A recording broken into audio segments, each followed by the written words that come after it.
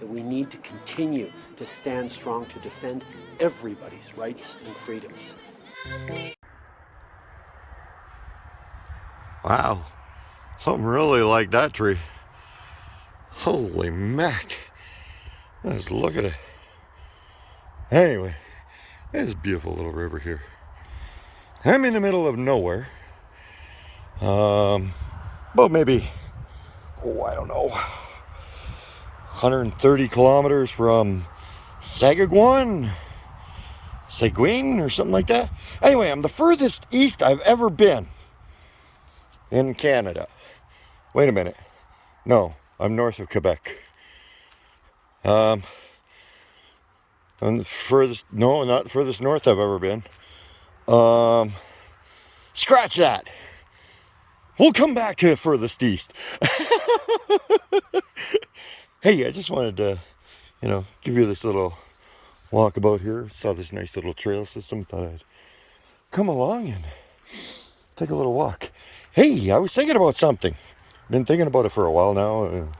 Just trying to figure out how to bring it up. And oh my freaking God! I'm in the middle of nowhere, people. Holy sh!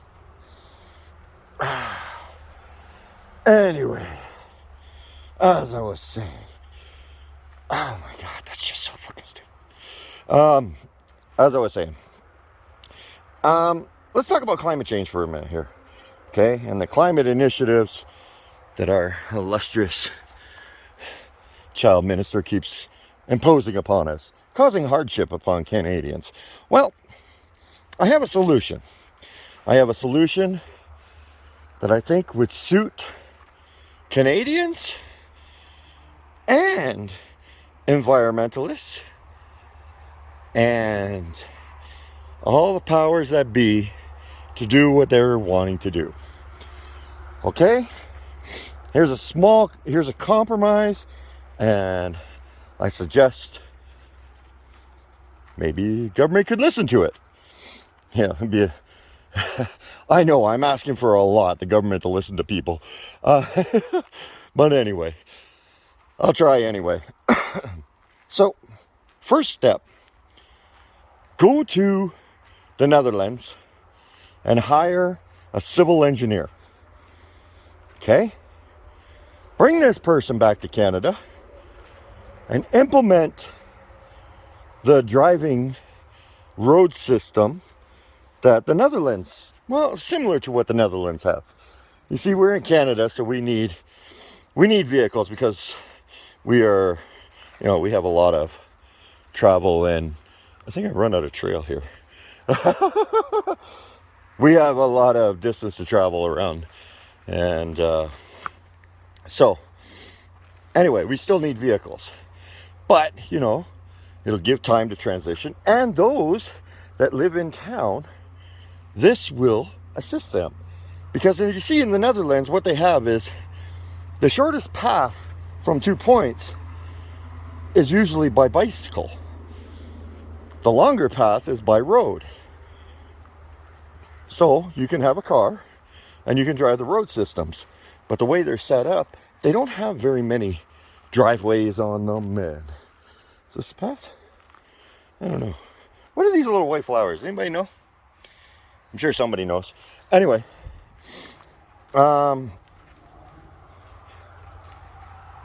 if we implemented the same style of road networks that the Dutch are using, then maybe we could avoid the traffic that we have in our major cities.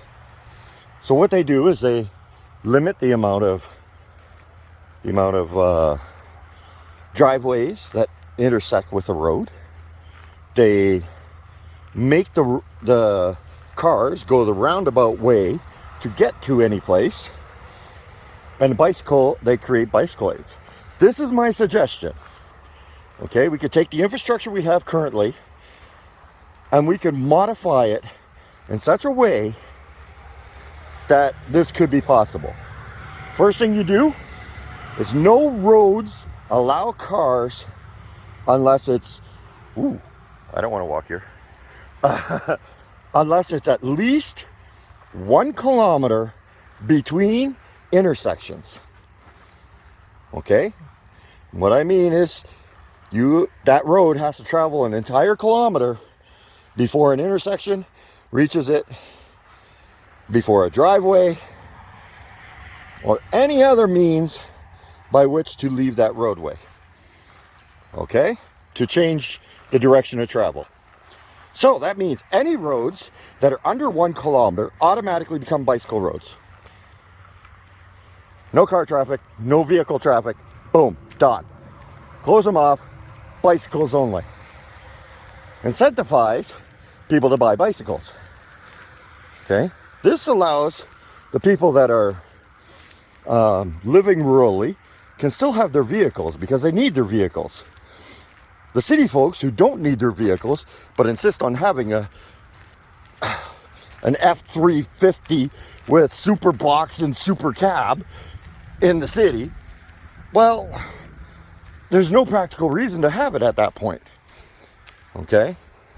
We can slowly convert our cities and everything over without the carbon tax. And we could... Oh God, these freaking deer flies are killing me. So many squirrels in this little thing. I had so much more to say, but the deer flies are driving me crazy. I gotta go. I'll probably talk more on this on the next stop. We'll see you soon.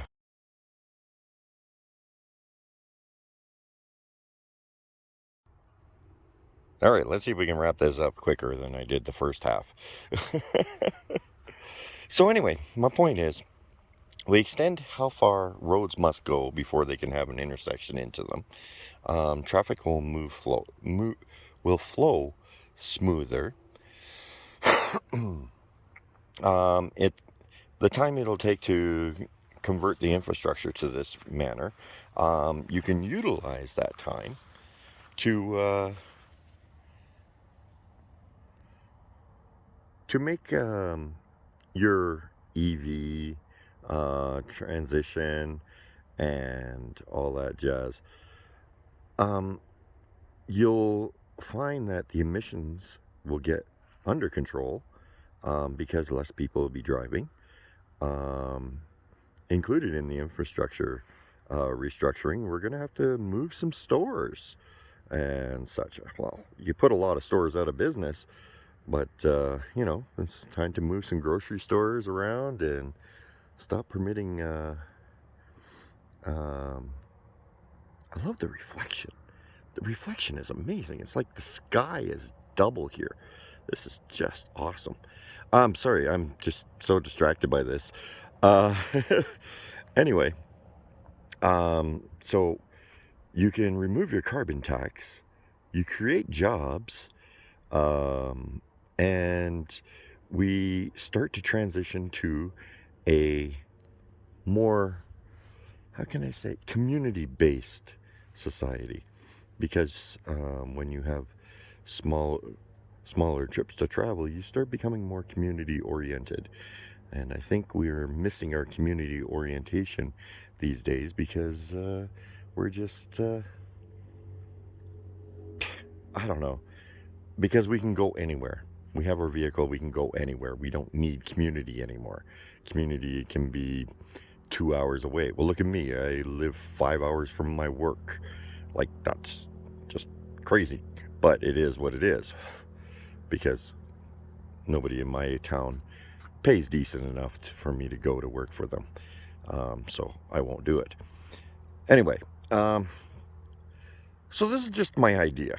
Maybe we can play with the idea a little bit. And yeah, black flies are getting bad here. Time to go again. God, this is just so gorgeous. I love that reflection.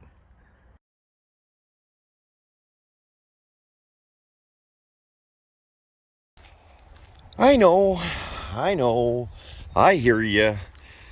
But Windmoor, what are you gonna do with all them cars right now? Well, I thought of that one too. And actually, that's the first step.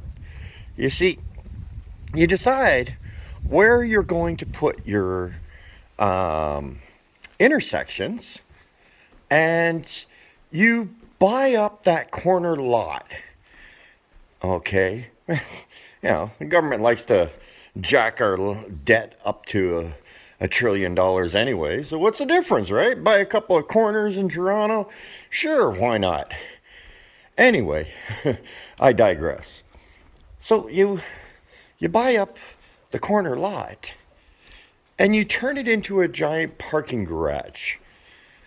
Every resident in that block gets 2 spaces, which should include parking for bicycles in their spot. And this way, they could take their bike down and pick up their... This is gorgeous. I couldn't resist it. So they could take their bike down, pick up their car, go wherever they need to in their car, and they could leave their bike in their parking spot or take their bike with them. But any way you look at it, you're lowering the amount of carbon pollution being produced in the air. People will get tired of going to the parking lot to get their car to go to the grocery store, and will learn how to adapt. Now, the reason this is so important is because right now our financial situation in Canada for the average citizen is extremely tight, thanks to the measures you have in place and what you don't want to do. You see, if you pulled this off, dropped your carbon tax right away, and started this process immediately, don't think around in your freaking committee meetings. Get this done. Okay? And you start to do it this way, you'll find the transition will be a lot more manageable for the citizens and yourself. So why don't we try something different? Instead of punishing Canadians for trying to live the Canadian life, how about we reward Canadians with producing a greener country without the burden of punishing them with taxes?